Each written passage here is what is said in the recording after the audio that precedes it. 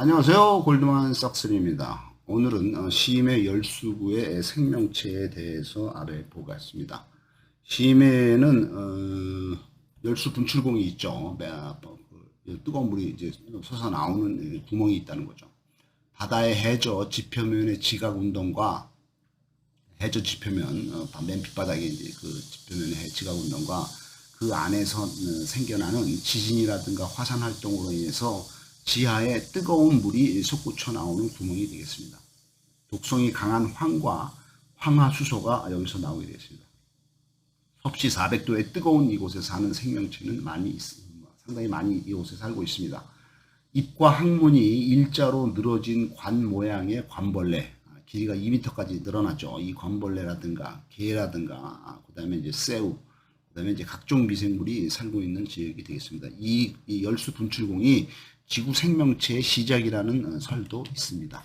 대저의 평균 2,500 내지 5,000m 정도의 심해에 섭씨 200 내지 400도의 뜨거운 심해 열수구에는 모든 생명체의 기온으로 보이는 초호열성, 물을 뜨거운 걸 좋아하는 메탄 생성 고세균이 살고 있습니다. 이 메탄 생성 고세균은 열수구에서 나오는 황과 황화수소 등을 영양분으로 먹게 되겠습니다. 심해 열수구는 지하 마그마에 뜨거운 열로 뜨거워진 물이 솟아오르는 곳이 되겠습니다.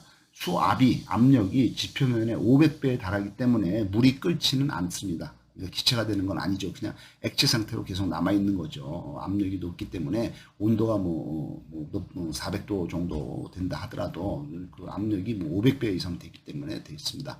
메탄 생성 고세균이 등장한 38억 년 전 원시 지구의 대기에는 산소가 없었고 메탄이라든가 암모니아, 메탄은 CH4죠. 그 다음에 암모니아 NH3죠. 그 다음에 수소, 수증기가 가득한 곳이 되겠습니다. 대기에는 산소가 없어서 하늘은 파란색이 아닌 붉은색이 되겠습니다. 또한 오존층이 없어서 오존층은 O3죠. 그러니까 산소가 3개가 있어야 되는데 그 당시에 산소가 없었기 때문에 오존층도 없었죠. 그래서 태양의 자외선이 직접 지표면에 도달을 해서 지표면에는 생명이 존재할 수가 없고 자외선이 도달 못하는 바닷속 아주 깊은 심해 열수구에서 최초의 생명체가 탄생해 수십억 년 동안 화학적인 진화를 거듭해온 곳이 되겠습니다. 바닷속에서 막 탄생한 생명체는 막 구조로 보호된 아미노산, 단백질의 원료인 아미노산, 그 다음에 지방산, 당 이런 유기물의 복합체가 되겠습니다.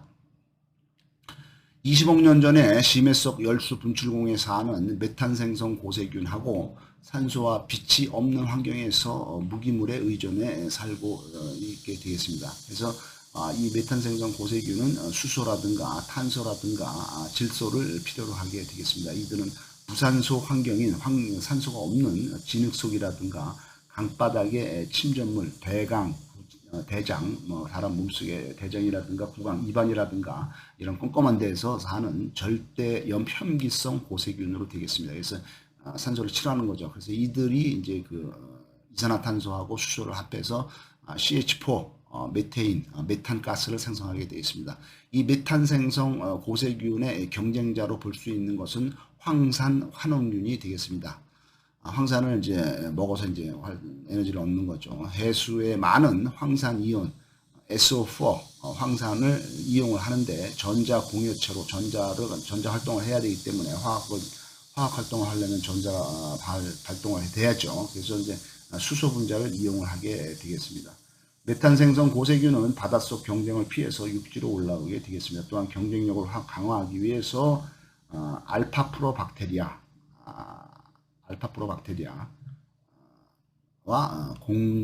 공생을 하게 되면서 세포로 발전을 하게 되겠습니다. 고세균이 세균과 다른 점은 첫째로 유전자와 단백질이 상동성을 갖는다. 그 다음에 인지질로 구성된 세포막과 세포벽으로 구성이 되어 있다. 세 번째, DNA 복제, 단백질 합성에 있어서 진핵세포와 상당히 유사하다 하면서 이제 고세균이 이제 더 이제 진핵세포와 유사하고 최초의 세균보다는 상당히 진화된 단계다 이렇게 볼 수가 있습니다. 그 다음에 세포막으로 구성이 되어 있다 이렇게 되어 있고 그 다음에 유전자와 단백질이 상동성 비슷한 성격을 갖게 된다 이렇게 보게 되겠습니다.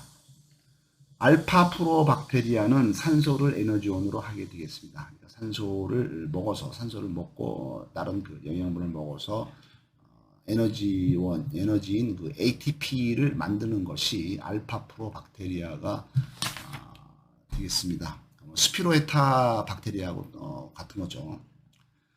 산소의 독성 때문에 해독 효소가 있어야 되겠습니다. 그 산소의 독성을 없애는 기능을 가지고 있는 거죠. 그래서 산소를 이제 주로 이제 에너지원으로 이제 이용을 하는 것이 이 알파 프로박테리아, 그다음에 이제 그 스피로에타, 나선, 편무충, 이런 프롬프터, 이런 걸로 불리는 요 그 세균이 바로 그 미토콘드리아로 이제 발전된 거죠. 그다음에 이제 얘네들은 산소를 이용해서 이제 에너지 ATP를 만드는 거죠. 그다음에 과산화물, 초산화물은 DNA와 단백질을 파괴를 합니다. 그러니까 산화작용을 하는 거죠. 그래서 이제 우리는 그 항산화 물질이 필요한 거죠. 그래서 이제 산화작용을 하는 과산화물이라든가 초산화물은 DNA나 단백질을 파괴를 하게 되겠습니다. 그래서 항산화작용을 해야 되는데 이들은 미토콘드리아나 식물에서는 이제 엽록소가 되겠죠. 그래서 이게 남조류가 되는 걸로 이런 걸로 진화를 해서 에너지 원인 ATP를 생성하고 메탄 생성 고세균 안에서 공생을 하면서 거기서 살아가면서 외부 물질을 삼키는 능력을 보유한 식균작용의 진핵 생물로 진화가 되겠습니다. 이들 세포들이 미토콘드리아의 조상이 되겠습니다.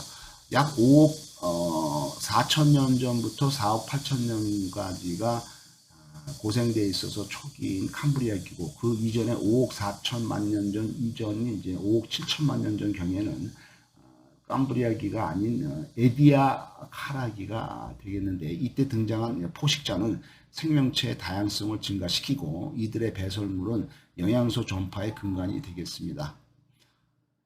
구를 파는 습성이 있는 이들이 나중에 영양소를 뒤섞는 기제로 작용을 하게 되어 있습니다. 알파 프로박테리아는 산소가 없었을 때 발효작용을 해서 포도당을 만들고 이산화탄소와 수소로 만들고, 이것들이 다시 이제 NADH 플러스 NADH가 되고, 이 NADH가 수소와 합쳐져서 NAD와 H2가 되면서 이제 수소를 발생을 시키죠.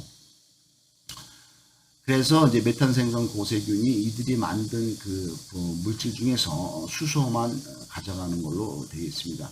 이들의 공생이 진핵세포의 시작이 되었고 지구상 모든 생명체의 시작이 되는 걸로 되어 있습니다.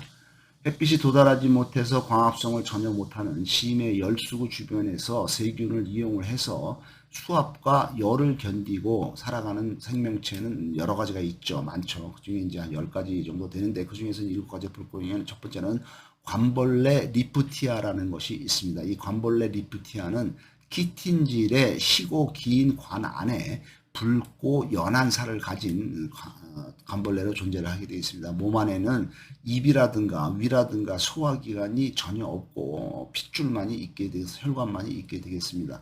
관벌레는 열수구에서 나오는 황화수소라든가 메탄이라든가 유황이라든가 칼슘, 바리온, 실리콘 등의 무기물 화합물질을 자기의 몸 안에서 50% 이상을 차지하는 몸 안의 세균들한테 이거를 갖다 주고, 이 몸 안의 세균들이 이 물질들을 화학작용을 해서 유기물을 만들어내서 영양분을 만들어내면 이걸 이제 다시 이제 관벌레가 받아서 자기의 영양분으로 쓰게 되겠습니다. 몸 안에 있는 세균은 혈액 속에 H2S, 황화수소와 화학적인 결합을 하는 특수 헤모글로빈이 있습니다. 관벌레는 입이라든가 장이라든가 위장이라든가 대장이라든가 허파라든가 내부 기관이 하나도 없습니다.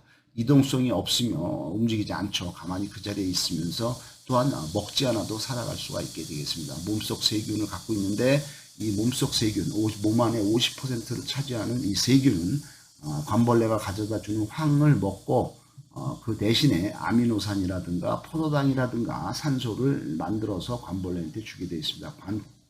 관벌레의 끝부분에 있는 밝고 붉은 깃털이 있는데, 여기는 아가미 작용을 해서 산소와 이산화탄소, 황화수소 뭐 이런 것들을 교환하는 기능을 하게 되겠습니다. 관벌레 리프티아는 섭씨 350도씨의 고온의 심해 열수구에 살게 되겠습니다.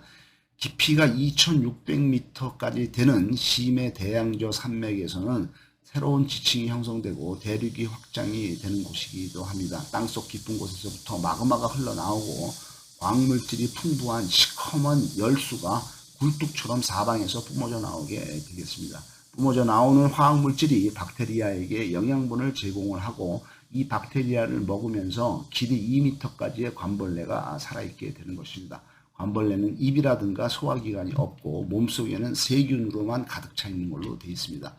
해저 3,400m, 섭씨 350도의 심해 열수구에 사는 길이 2m짜리 붉은색의 관벌레 리프티아는 순환계가 발달해 있어서 소화계는 없죠. 그 대신에 순환계가 발달해 있어서 무기물인 황화수소 H2S를 몸 안의 세균에게 전달해 주고 세균은 화학작용을 통해서 이 유기물을 또 이제 무기물을 가지고 이제 유기물을 만들죠.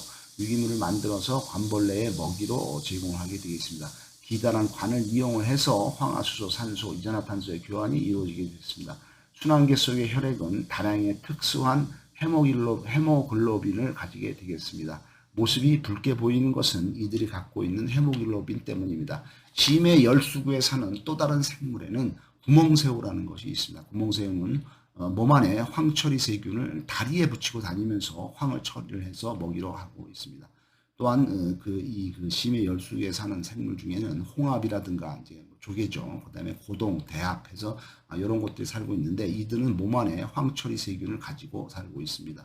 그다음에 이제 그 심해 열수구에 사는 생물 중에서 이제 개도 있죠. 그다음에 이제 물고기 중에서도 일부 이곳에 살고 있는 것이 있고, 그다음에 이제 두 종류인 문어가 또 여기서 살고 있습니다. 또한 마지막으로 심해 열수구에 사는 폼페이 벌레라는 것이 있는데 이 폼페이 벌레는 온몸을 뒤덮은 하얀 털 사이에 세균들이 열 차단 특수 효소를 분비를 합니다. 따라서 섭씨 120도에서도 사는 세계에서 가장 강한 동물인 폼페이 벌레는 길이가 약 13cm 정도에 되었고 세균과 공생을 하면서 살아가고 있는 걸로 되어 있습니다. 이상으로 심해 열수구에 사는 생물들에 대해서 간단히 알아보았습니다. 감사합니다.